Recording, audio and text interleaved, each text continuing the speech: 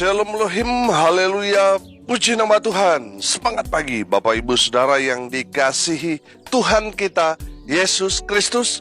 Jumpa lagi bersama saya Pendeta Samuel Mabuntu dalam Renungan Pagi ke 2122 hari. Renungan pagi ini mengudara. Puji Tuhan. Bapak Ibu Saudara yang dikasihi Tuhan, sebelum kita membaca, mendengarkan, dan merenungkan firman Tuhan hari ini, mari kita berdoa, minta pimpinan Roh Kudus. Kita berdoa. Bapa di surga, berbicaralah kepada kami semua. Pakai firman Tuhan ini untuk menegur kami, menasihati kami, meneguhkan iman percaya kami, dan memberkati kami semua. Di dalam nama Tuhan Yesus yang adalah firman Allah yang hidup, kami berdoa. Amin. Haleluya. Bapak Ibu Saudara yang dikasihi Tuhan, bersama dengan saya kita akan belajar Alkitab dari kitab Kejadian sampai kitab Wahyu. Mari buka Alkitab kita. Kitab Amsal pasal 6 ayat 16 sampai ayat 19. Demikian firman Tuhan. 6 perkara ini yang dibenci Tuhan, bahkan 7 perkara yang menjadi kekejian bagi hatinya. Mata sombong, lidah dusta, tangan yang menumpahkan darah orang yang tidak bersalah, hati yang membuat rencana-rencana yang jahat, kaki yang segera lari menuju kejahatan, seorang saksi dusta yang menyembur-nyemburkan kebohongan, dan yang menimbulkan pertengkaran saudara. Amin. Haleluya. Bapak Ibu Saudara yang dikasihi Tuhan, dari kebenaran firman Tuhan ini kita akan belajar ada 7 hal yang dibenci Tuhan. Perhatikan ayat 16. 6 perkara ini yang dibenci Tuhan, bahkan 7 perkara yang menjadi kekejian bagi hatinya. Kekejian itu hal yang menjijikan di mata Tuhan. Saudara yang dikasihi Tuhan, mari kita lihat diri kita. Jangan-jangan kita melakukan hal-hal yang dibenci Tuhan, yang menjijikan di mata Tuhan. Apa itu? 7 perkara yang dibenci Tuhan. Yang pertama, ayat 17. Mata sombong. Tuhan membenci orang-orang yang sombong. Makanya Alkitab mengatakan orang yang sombong pasti direndahkan oleh Tuhan. Dengar baik. Di dalam firman Tuhan ini katakan, mata sombong artinya kita melihat orang lain dan merendahkan mereka, meremehkan mereka. Saudara yang dikasihi Tuhan, Tuhan tidak senang dengan orang-orang model seperti itu. Cepat atau lambat, orang yang suka merendahkan orang lain, menganggap remeh orang lain, mereka pasti akan ada di posisi itu. Mereka akan direndahkan, diremehkan orang, karena Tuhan tidak senang dengan dosa kesombongan. Saudara yang dikasihi Tuhan, kalau saudara diberkati Tuhan, saudara lebih daripada orang lain, tetaplah rendah hati. Amin. Jangan pernah sombong. Karena apa yang kita punya, semua pemberian Tuhan bukan kita punya, hanya titipan dari Tuhan. Jadi, kalau saudara diberkati Tuhan, tetap rendah hati. Amin. Karena semua yang kita miliki, saudara, kita tidak akan bawa pulang. Makanya saudara tempatkan dirimu supaya tetap berkenan di hadapan Tuhan dengan cara hidup rendah hati. Amin. Karena kalau kita sombong, firman Tuhan ini katakan, itu perkara yang dibenci Tuhan. Kalau kita benci sama orang lain, lalu mereka datang ke rumah kita, saya mau tanya, kita mau buka pintu gak? Pasti kita akan tutup rapat-rapat pintu. Dia mungkin sudah mengetuk pintu, tapi kita tidak akan mendengarnya. Kita tidak akan pernah membuka pintu kepada orang yang kita benci. Saudara, demikian halnya yang Tuhan akan lakukan kepada orang-orang yang melakukan hal-hal yang dibenci Tuhan. Saudara yang dikasihi Tuhan, tetaplah rendah hati dimanapun kita berada. Jangan pernah melakukan dosa kesombongan. Walaupun kita memang sejak kita lahir, kita diberikan satu bakat sombong, saudara. Tapi setelah kita mengetahui firman Tuhan, tetap rendah hati. Jangan pernah sombong. Saudara, dengar ini baik-baik. Saya selalu mengatakan ini, orang yang sombong bukan hanya sok, saudara. Bukan hanya sekedar memamerkan apa yang dia punya. Betul, itu orang sombong. Tapi saya mempelajari firman Tuhan. Orang yang sombong secara rohani adalah mereka yang tidak pernah cari Tuhan. Itu orang sombong. Merasa dia hebat, merasa dia kuat, merasa dia bisa, tidak perlu Tuhan. Itu orang sombong. Orang-orang sombong itu nggak mau pergi ke ibadah, nggak mau melayani. Itu orang sombong. Saudara coba cek diri saudara. Jangan-jangan saudara melakukan dosa yang dibenci Tuhan, tapi nggak kelihatan saudara. Saudara yang dikasih Tuhan bertobat. Karena itu adalah dosa yang dibenci Tuhan. Yang kedua, lidah dusta. Saudara, saya menangkap di sini. Kalau sudah bicara lidah dusta, ini berarti sudah menjadi karakter orang itu yang suka bohong. Saudara yang dikasih Tuhan, Tuhan benci dengan orang yang suka bohong. Saudara, katakan dengan apa adanya jujur. Tuhan senang dengan orang-orang yang jujur. Tuhan dekat dengan orang-orang yang jujur. Amin. Sebaliknya, kalau kita suka berdusta, Tuhan jauh dari kita. Bahkan Tuhan benci. Itu perbuatan yang menjijikkan di mata Tuhan. Makanya saudara yang masih suka-suka bohong, suka berkata-kata dusta, bertobat.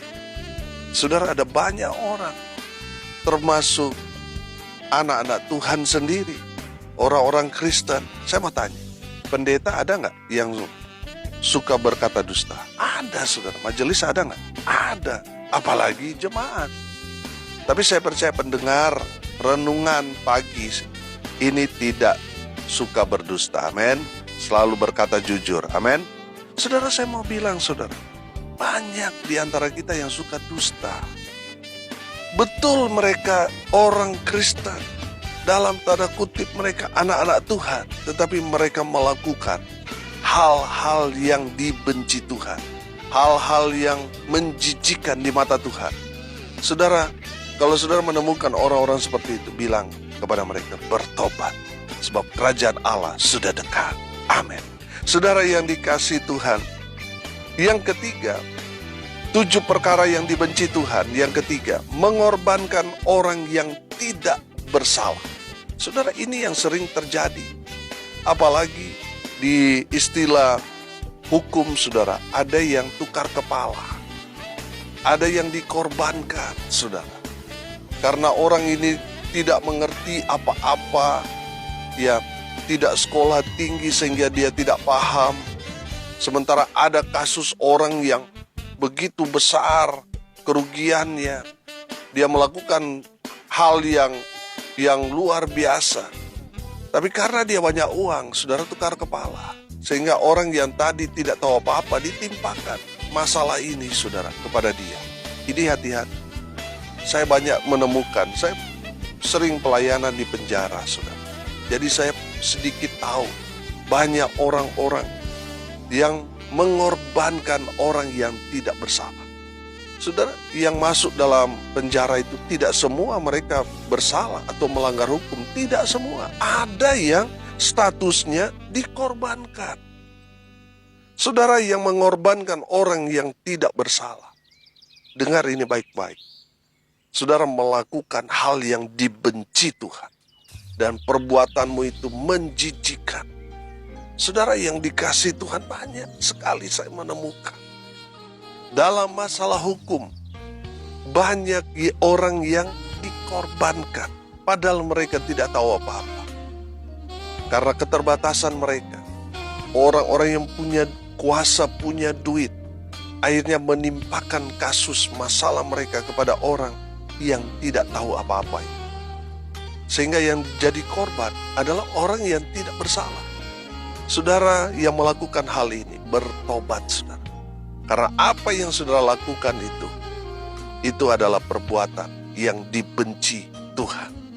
Saudara yang dikasih Tuhan, banyak orang juga dalam bermasyarakat, padahal bukan si A yang ngambil, Tapi yang B bilang, oh dia, saya lihat dia yang ngambil.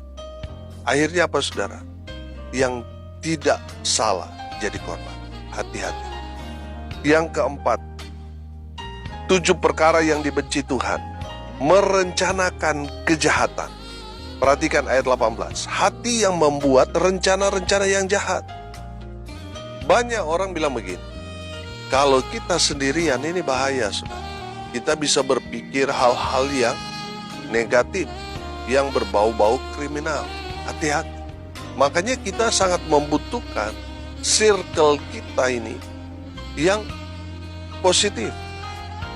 Perhatikan anak-anak Tuhan, perhatikan circle saudara, pergaulan saudara. Karena pergaulan saudara itu mempengaruhi saudara. Kalau pergaulan saudara, orang-orang yang takut akan Tuhan, pasti yang dipikirkan adalah pelayanan, perkara-perkara yang di atas. Amin. Tapi kalau circle saudara, orang-orang pelaku kriminal saudara, orang-orang pelaku kejahatan, maka saudara akan juga dilibatkan dalam rencana-rencana jahat. Saudara yang dikasihi Tuhan, saudara yang menjadi sutradara dalam kejahatan, kriminal, dan lain sebagainya, bertobat. Karena itu adalah perbuatan yang dibenci dan menjadi kekejian di mata Tuhan. Yang kelima saudara, sudah perhatikan ayat 18b di sana. Kaki yang segera lari menuju kejahatan. Saya sebut di sini, semangat sekali kalau berbuat jahat. Kalau mengadakan kegiatan rohani, ibadah, malas mau melangkahkan kaki untuk pergi beribadah. Tapi kalau diajak untuk berbuat satu kejahatan, oh dia paling di depan saudara. Dia paling semangat saudara. Kalau diajak nyuri ayam di tetangga, oh dia paling cepat saudara. Tapi kalau diajak ibadah di persekutuan, waduh, tunggu katanya ayam kencing dia baru pergi saudara. Saudara yang dikasihi Tuhan, 7 hal yang dibenci Tuhan. Yang kelima, mereka yang semangat berbuat kejahatan. Hati-hati saudara. Di kampung dulu saudara, waduh saya paling semangat. Kalau diajak pukul orang saudara, oh saya paling depan. Kalau diajak, oh kita lakukan hal-hal yang jahat, oh saya paling terdepan. Dan saya menyadari saya bertobat saudara, puji Tuhan. Saudara yang dikasihi Tuhan sekarang baru mengerti, oh ternyata itu adalah hal yang dibenci Tuhan. Waktu itu wah kita senang, kita happy saudara. Kita nyuri ayam, anjing orang atau babi orang saudara. Kita pesta dengan teman-teman kita, kita senang. Tapi ternyata itu hal yang dibenci oleh Tuhan. Dan menjadi kekejian, hal yang menjijikkan di mata Tuhan. Bertobat. Kalau saudara masih melakukan hal-hal seperti itu saudara, wah semangat sekali kalau korupsi, lalu buat party pesta saudara, bertobat. Yang keenam saudara, 7 perkara yang dibenci Tuhan. Ayat 19, perhatikan. Seorang saksi dusta yang menyembur-nyemburkan kebohongan. Saudara yang dikasihi Tuhan, dengar baik. Kalau yang kedua tadi, lidah dusta, tadi saya bicara, ini bicara karakter orang. Memang dia sudah begitu sifatnya, suka sekali berdusta. Nah itu bicara karakter. Kalau yang keenam ini, saksi dusta. Dia sebenarnya orang jujur, tapi karena dia sudah dibayar, lalu dia harus bersaksi. Akhirnya apa? Dia yang tadinya jujur, sekarang bisa tidak jujur. Itu namanya saksi dusta. Saudara yang dikasihi Tuhan, banyak orang yang suka sekali bersaksi dusta. Apalagi di kampung saya saudara, istilah karong bocor. Karong bocor ini sangat-sangat populer saudara. Saya kasih contoh misalnya, suaminya berangkat kerja, kerjanya baik-baik ini, tidak buat hal-hal yang aneh-aneh. Tapi ada saja temannya berkata kepada istrinya, tadi saya lihat suamimu ini bonceng sama cewek pirang, rambut panjang, waduh bodinya aduhai dan sebagainya saudara. Lalu istrinya ini percaya. Suaminya pulang rumah langsung saudara kena sapu lidi, saudara. Saudara, itu namanya saksi dusta. Jangan sampai saudara, kesaksian kita akhirnya menghancurkan rumah tangga, menghancurkan pribadi atau karakter orang. Jangan saudara, itu adalah perbuatan yang dibenci Tuhan. Saudara bertobat. Kalau saudara suka bersaksi dusta, bertobat. Saudara yang dikasihi Tuhan, Tuhan tidak senang dengan orang yang suka berdusta, tipu sana, tipu sini.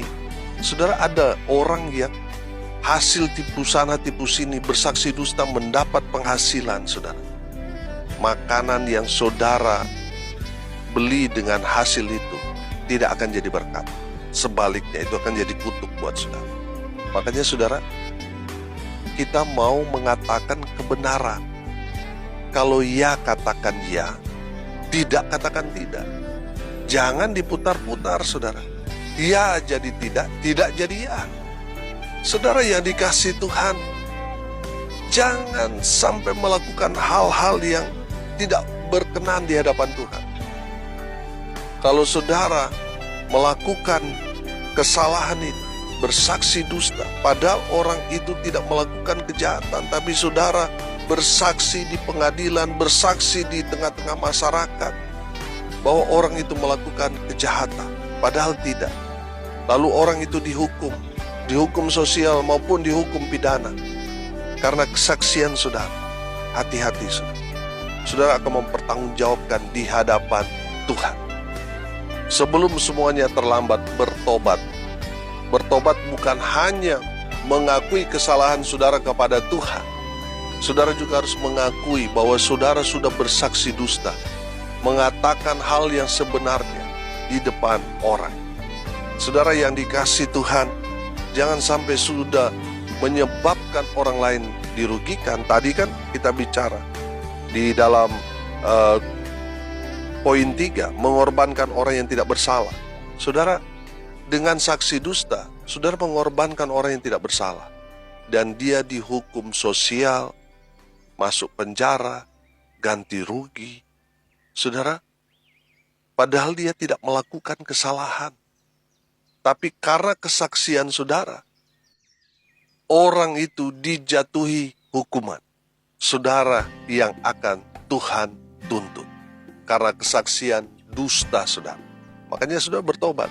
Bertobat mengakui kesalahan dosa saudara di hadapan Tuhan dan mengakui di depan orang yang saudara sudah melakukan kesalahan.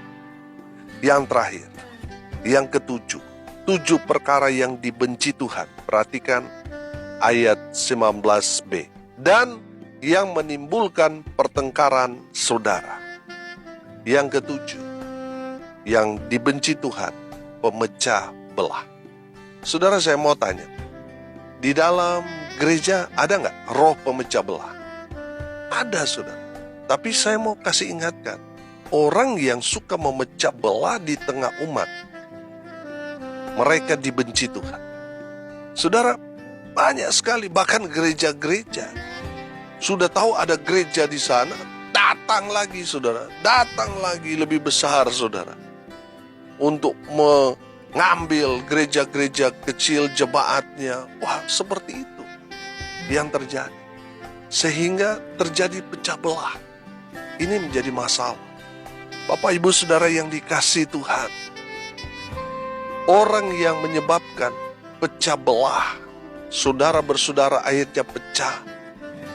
Tadinya satu gereja, terus akhirnya pecah, nggak karuan dan sebagainya saudara. Kalau mengembangkan diri itu bagus, tapi kalau dasar pelayanan diawali dengan pecah belah ini nggak baik saudara.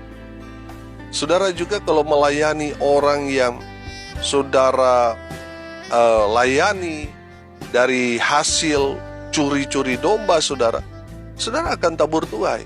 Saya menyaksikan, dulu ada gereja besar saudara, yang nyuri-nyuri domba. Sekarang domba mereka dicuri sama gereja yang lebih besar lagi. Makanya saudara, jangan melakukan hal-hal yang dibenci Tuhan. Kalau saudara mau melayani, cari jiwa yang murni. Saya sudah bilang sama jemaat, kepada semua pengurus pengerja di gereja yang Tuhan percayakan untuk saya gembalakan. Cari jiwa, jangan pindahkan jemaat dari gereja lain ke tempat ini. Jangan. Cari mereka yang tidak pernah gereja.